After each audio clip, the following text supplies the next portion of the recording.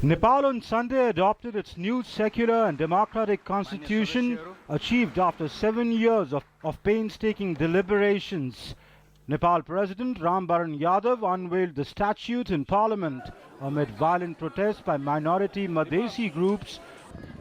Curfew had to be imposed in parts of the country in wake of violence, as the Madhesis and the Tharu ethnic communities are opposing the constitution.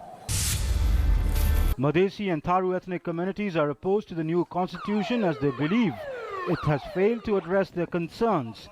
This led to violent upsurge and curfew had to be imposed in parts of the country to contain violence. Madhesis, who are the dominant community in the southern areas of Nepal bordering India, are opposed to the idea of dividing the country into 7 federal provinces. So what is in the new constitution? This is the first constitution of Nepal. The constitution completes Nepal's transition to secular and democratic republic from a Hindu monarchy. The constitution mandates a bicameral parliament. The constitution provides for reservations and quotas for empowerment of various disadvantaged ethnic groups. The constitution also provides for reservations for Dalits, ethnic Nepalis and women in local, provincial and federal administration. Various languages spoken by different ethnic groups are provided recognition by the constitution. Nepali is to be the national language. The new constitution has 37 divisions, 304 articles and 7 annexes.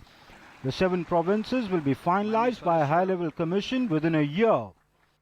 Extending good wishes to the people and the government of Nepal, India expressed concern over violent situation in parts of the country along the Indian border. India asked the country to resolve their differences through dialogue to ensure broad-based ownership and acceptance of the constitution. For this, the Indian Foreign Secretary S. Jaishankar had even travelled to Nepal, but the Madhesi community leaders, whom he met among others during his visit, seemed to be in no mood to accept what they call arbitrary division of the provinces.